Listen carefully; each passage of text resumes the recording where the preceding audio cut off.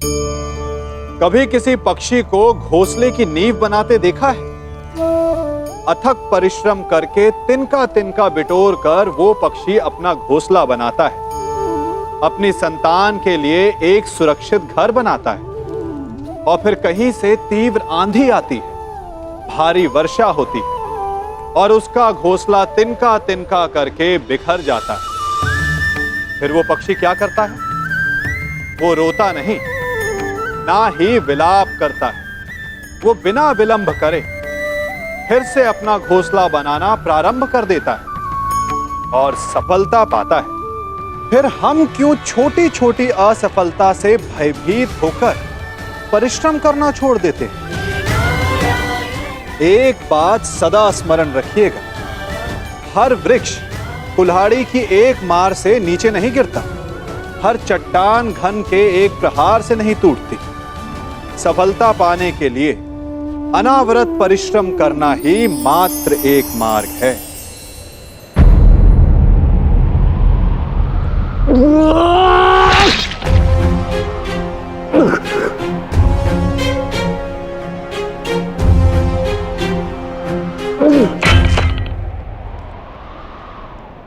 तो क्या ये आपका न्याय है? क्या इसीलिए आप मुझे मोरपंख हो जाने के लिए कह रहे थे? उत्तर दीजिए, उत्तर दीजिए, उत्तर दीजिए, उत्तर दीजिए, उत्तर दीजिए।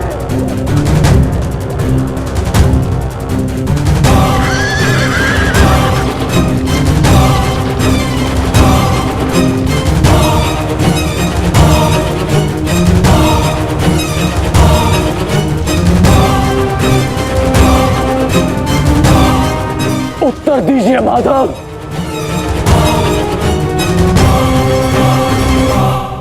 उत्तर बहुत लंबा है कर्ण,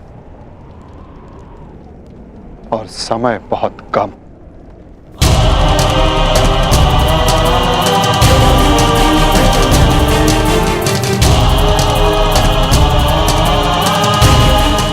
परंतु अपने मित्र के प्रश्नों का उत्तर मैं अवश्य दूंगा।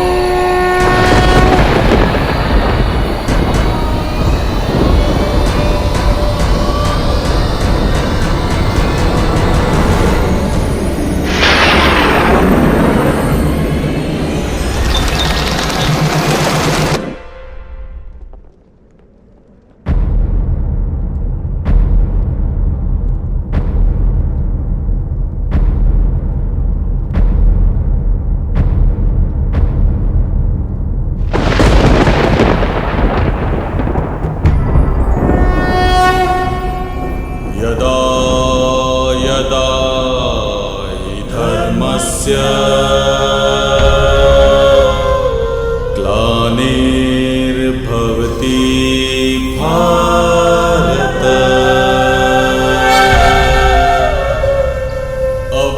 अभ्युत्थानम् अधर्मस्य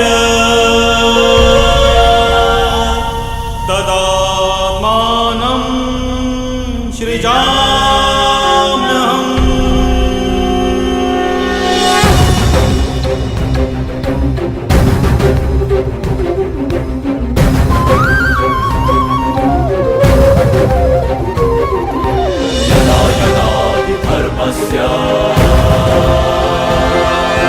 ग्लानिर्भवति भारत अभ्युत्थानम् अधर्मस्य तदात्मानं सृजाम्यहम्। कुछ प्रश्न ऐसे होते हैं मित्र, जिनके उत्तर सबके सामने नहीं दिए जाते, जो केवल आत्मा से आत्मा को मिलते हैं। अब समय थम गया है, पूछो, क्या प्रश्न है तुम्हारे मन में?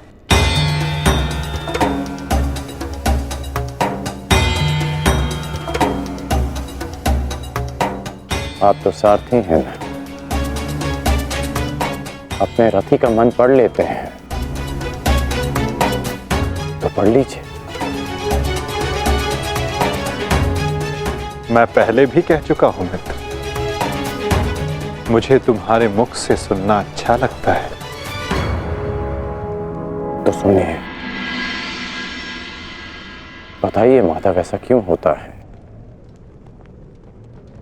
कि जो परिवर्तन की चाह रखता है उसे समाज का क्रोध क्यों सहना पड़ता है? समय तो स्वयं बदलता है ना, तो वो परिवर्तन का विरोध क्यों करता है? परिवर्तित होना समय की प्रकृति है मित्र, और परिवर्तन का विरोध करना अधिकतर लोगों की प्रकृति।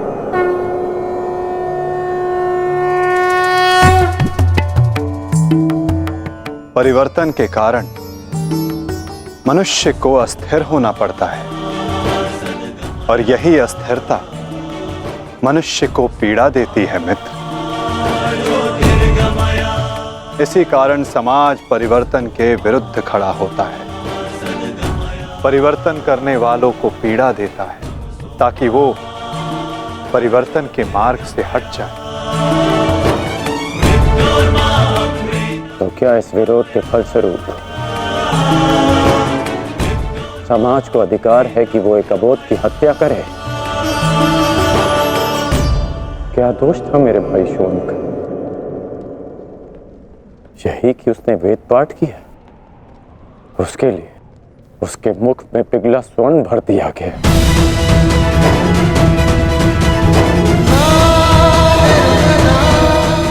क्या कोई विद्या सीखना दोष है माधव? आप ही कहते हैं ना कि सबकी आत्मा एक है। यदि ऐसा है माधव, तो शरीर को जाति के बंधनों में क्यों बांधा जाता है? क्यों गुरु द्रोण ने मुझे जाति के नाम पर शिक्षा नहीं दी? मैं केवल और केवल राजकुमारों को ही शिक्षा देता हूँ। विश्व के इतने घातक अस्त्र होने के पश्चात भी रंगभूमि में क्यों मुझे प्रदर्शन करने से रोका गया? तुम्हें द्वंद्व की अनुमति कदापि नहीं मिल सकती। अर्जुन कुरुवंशी है, अर्जुन क्षत्रिय है, अर्जुन राजकुमार है, और तुम केवल एक सूत पुत्र हो। सूत पुत्र। क्यों हर बार मेरे कौशल को सूत पुत्र कहकर दबा दिया जाता है?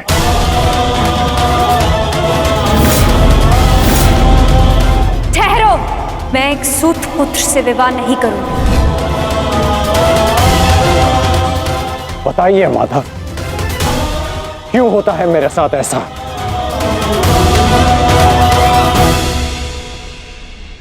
चूंकि तुम विशेष थे कर्ण, चूंकि भाग्य ने तुम्हें परिवर्तन के युद्ध का योद्धा चुना, और जो विशेष होते हैं उनकी परीक्षाएं भी विशेष होती हैं। जो अग्नि बुझाने का प्रयत्न करते हैं उनके हाथ भी जलते हैं मित्र। तपाया स्वर्ण को जाता है ताकि वो कुंदन बन सके, ना कि ताम्र या लौह को।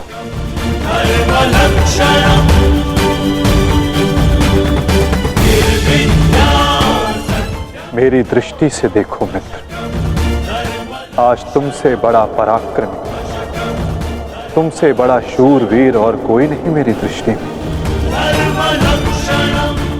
अर्जुन भी नहीं मित्र। परिवर्तन की चिंगारी जो तुमने संसार में लगाई है मित्र, वो एक दिन सूर्य बनकर समस्त संसार को अलौकित करेगी, संसार को आशा देगी। परंतु मेरे जीवन में आशा की किरण आप थे माधव। आप मेरी प्रेरणा थे। फिर क्यों अन्याय किया आपने मेरे साथ?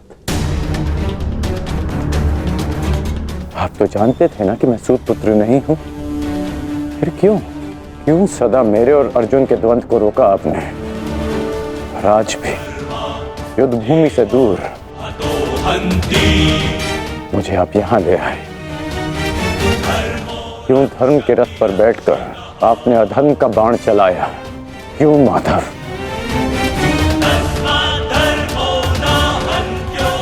यदि आपको मेरे प्राण चाहिए थे तो सीधे कह देते माधव।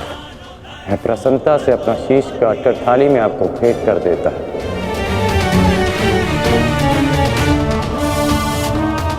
क्यों ये छल किया आपने?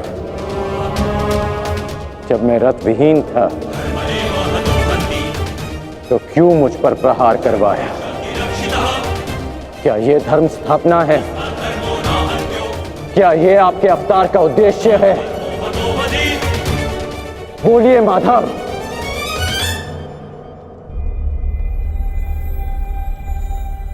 आप उत्तर क्यों नहीं दे रहे हैं? अर्जुन से पूर्व मैं आपका रथी था, आप मेरे सारथी थे। और आप ही कहते हैं ना कि सारथी रथी का मन पढ़ लेता है। तो आज क्या हुआ? आपको मेरे प्रश्न पता है, फिर उसके उत्तर क्यों नहीं दे रहे हैं आप? बोलिए।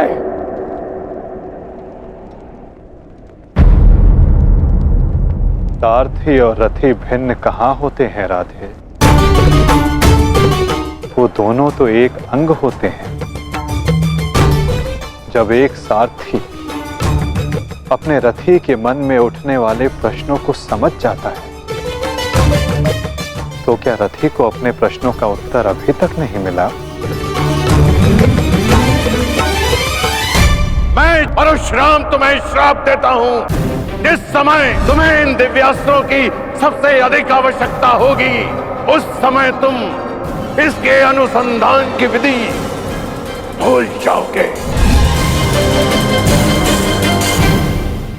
ब्रह्मास्त्र का आवाहन भूलने पर भी तुम्हें भान नहीं हुआ मित्र कि ये सब क्या है और क्यों हुआ?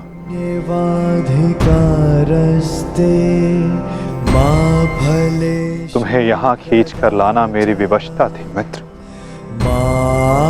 कर्म फल है दुर्भुः ताकि परिवर्तन के इस शरीर पर श्रापों और पापों का बोझ उतारा जा सके। कर्मण्येवाधिकारस्ते मा फलेषु कदाचन। तुम्हारे रथ का चक्का पहली बार नहीं फंसा है कर्ण। स्मरण है पहली बार तुम्हारे रथ का चक्का कहाँ फंसा था?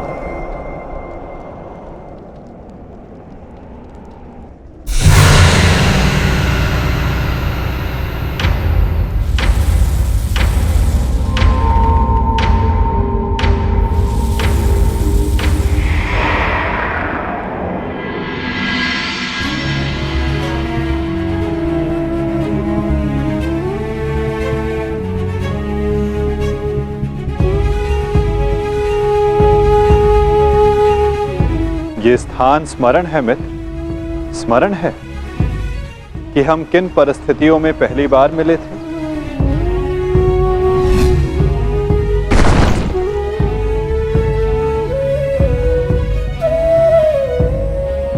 वर्तमान के कर्म भविष्य में फलदायी होते हैं अंगराज। कोई ऐसा कार्य मत करना कि भविष्य पीड़ादायी हो। कर्म मनुष्य के मार्ग चुनने से निश्चित होता है अंगराज।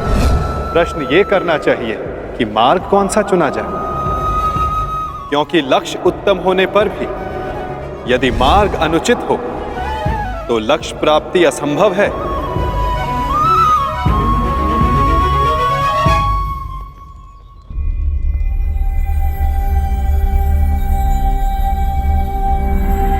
स्मरण है मुझे।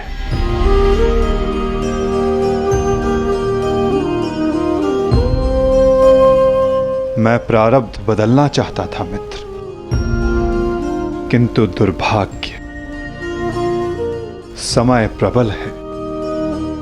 तुम्हारे वचनों के कारण, श्रापों के कारण और पापों के कारण इस वर्तमान स्थिति में आना ही पड़ा कर्ण। वचन और श्राप, इन दोनों का बोझ मैं समझता हूं, परंतु पाप, मैंने कौन सा पाप किया माधव?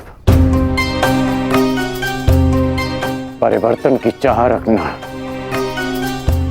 क्या ये पाप है? अपने गुरु के विश्राम को भंग न करना, क्या ये पाप है? अपने मित्र की सहायता करना, जिसने सदैव मुझे सहारा दिया, क्या ये पाप है?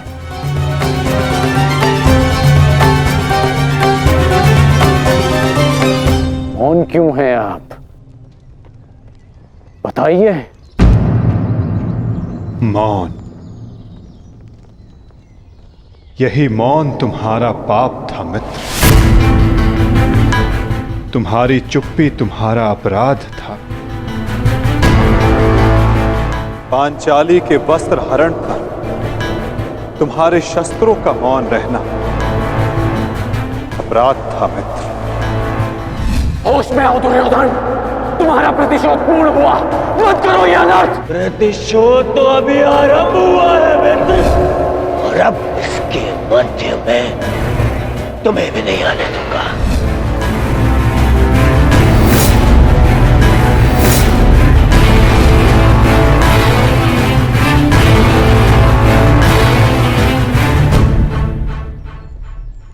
मनुष्यों से भूल होती है, स्वाभाविक है। पांडवों से भी हुई, किंतु वो मौन नहीं रहे। पांडुपुत्र भीम, यह प्रतिज्ञा लेता हूं, पर यही जंगल तोड़कर तुम्हारा प्राण ले लूंगा दुर्योधन। आज्ञा दीजिए भ्राताश्री, हम इनका सर्वनाश कर देंगे। हाँ जयेश, या तो हमारे प्राण ले लीजिए, जब हमें इनके प्राण लेने की आज्ञा दीजिए।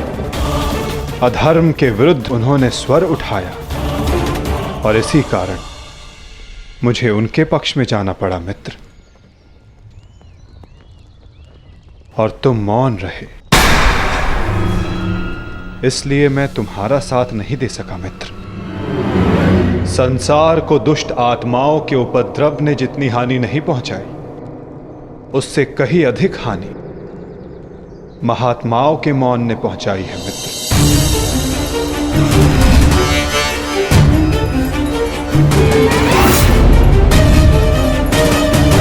अभिमन्यु के वध पर तुम्हारा मौन पाप था मित्र।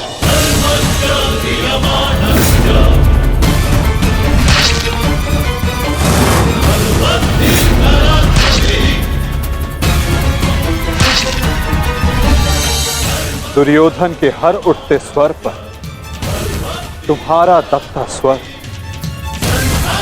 अन्याय था। स्वप्न केवल ऊंचा और शुभ होना महत्वपूर्ण नहीं होता मित्र, उस स्वप्न को पूर्ण करने का मार्ग भी शुभ होना चाहिए।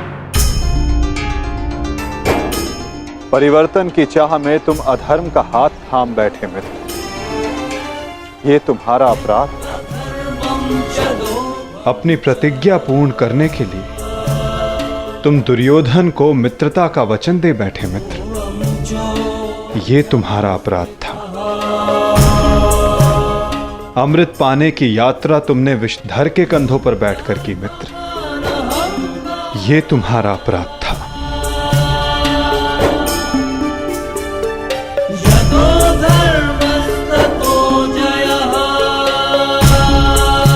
समय बहुत कम मनुष्यों को संकेत देता है कि उनका चुना गया मार्ग अनुचित है। मैंने भी तुम्हें कई बार संकेत देने का प्रयास किया मित्र, अवसर तुम्हें मिला था मित्र, कई बार मिला था, किंतु अपने वचन के कारण तुम सत्य के मार्ग पर ना आ सके मित्र, ये तुम्हारा अपराध था। अवश्य तुम थाली में सजाकर मुझे अपना सर दे देते, किंतु उनसे उन पापों का, उन श्रापों का भार कम नहीं होता मित्र, जिनको तुमने अपने कंधों पर लादा हुआ है। हम सब अपने चैनों का उत्पाद होते हैं मित्र, हमारे चैन ही हमारा प्रारब्ध निश्चित करते हैं, और आज इस पल का निश्चय तुम्हारे चैन ने किया है।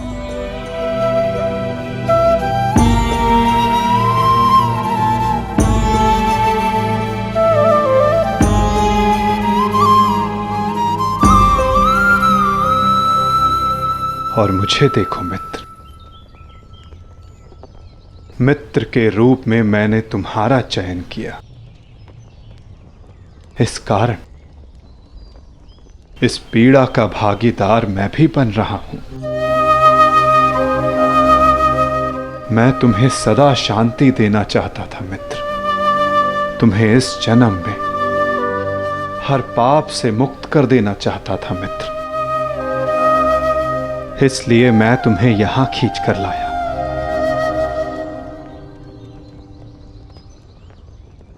मुक्त हो जाओ मित्र,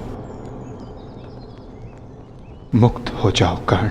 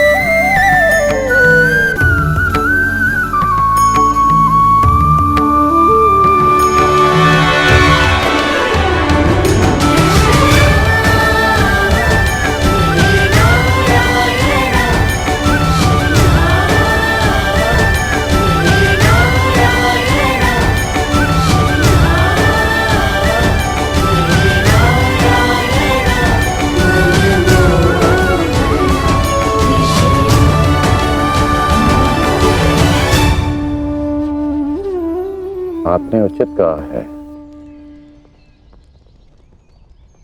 कि हम सब अपने चयन का उत्पाद हैं।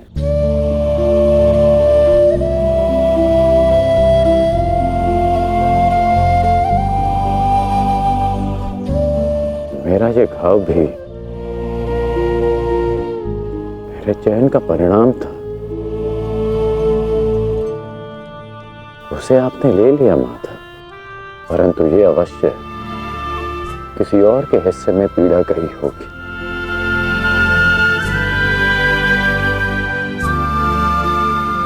ये पीड़ा किसके हिस्से में गई होगी माता? उसे जो नहीं चाहता कि किसी और को पीड़ा सहनी पड़े। पीड़ा को टाला नहीं जा सकता मित्र, किंतु बांटा अवश्य जा सकता है। एक मित्र ही मित्र की पीड़ा बांटता है।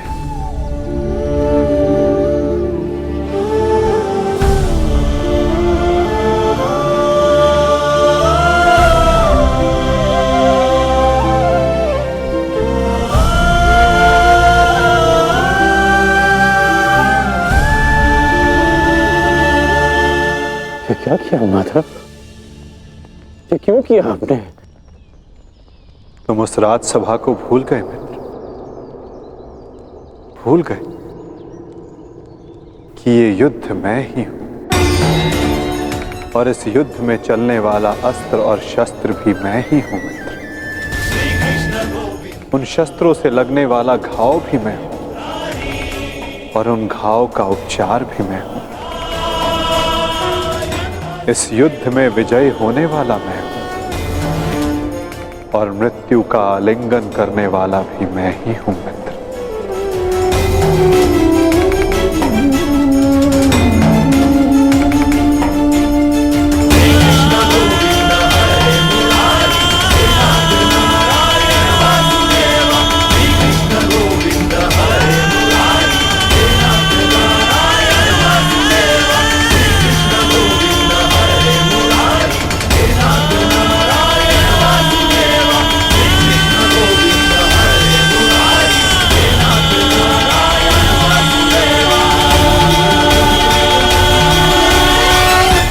हम दोनों मित्र हैं।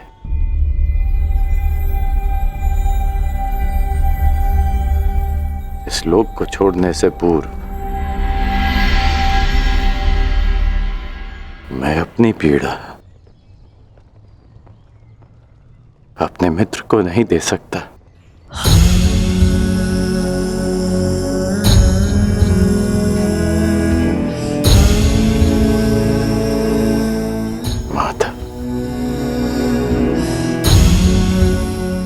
मेरे जीवन रथ को अंतिम लक्ष्य पर ले चलिए, ले चलिए माता। मैं प्रसन्न हुआ मित्र। एक समय था कि मैंने तुम्हें अपना रथी चुना था और मैं सदा चाहता था कि तुम मुझे अपना सारथी चुनो, अंतिम क्षणों में ही सही, किंतु आज तुमने मुझे अपना सारथी चुना मित्र। आओ मित्र, तुम्हें तुम्हारे लक्ष्य पर ले चलता हूं। सूर्यास्त होने से पूर्व तुम्हें वहां पहुंचना है और विश्राम करना है मित्र।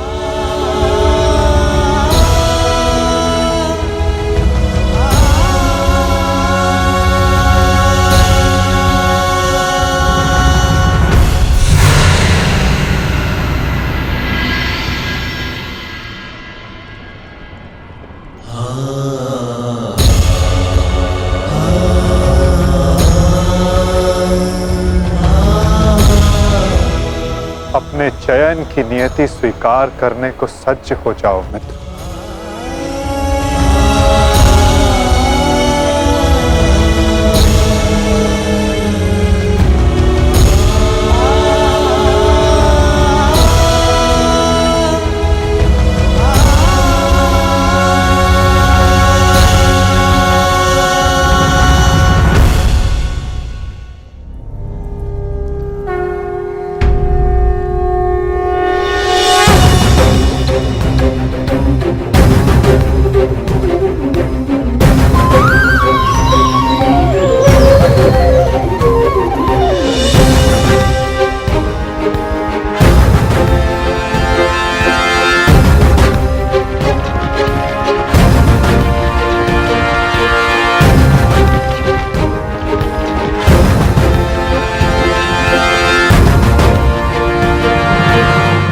मुक्त करो अंगराज को पार्थ। अंजलि का अस्त्र का प्रयोग करो।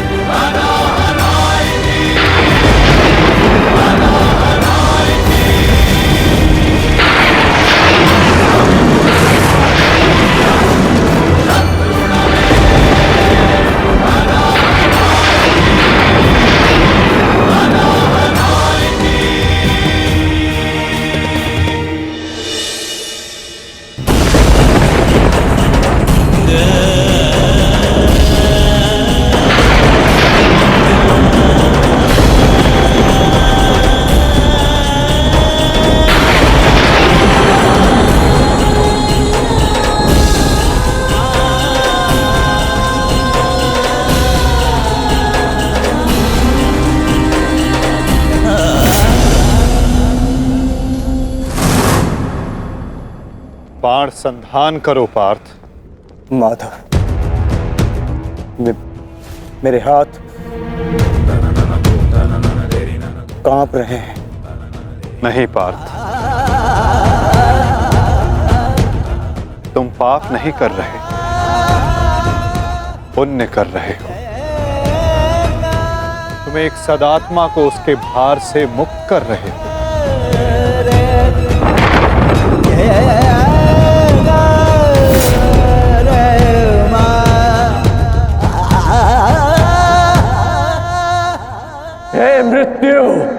तैयार यदि तू आने को प्रसन्न मुखा।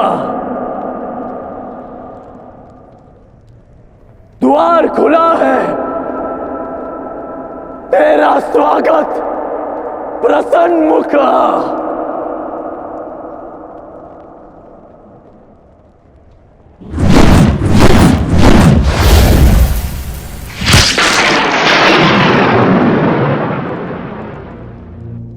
है मृत्यु तैयार यदि तू आने को प्रसन्न मुख